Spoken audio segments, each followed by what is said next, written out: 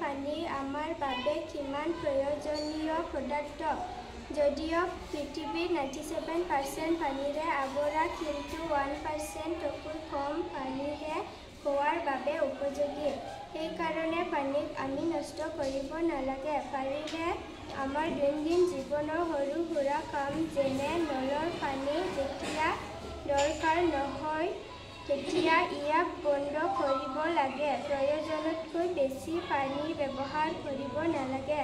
আমি পানী সংৰক্ষণ কৰিবলৈ 5 ৰুল ফলো কৰিব পাৰোঁ, যিটো হ'ল ৰিডিউচ, ৰিউজ, ৰিচাইকেল, ৰিকভাৰ, ৰিপাৰ্পজ। ধন্যবাদ।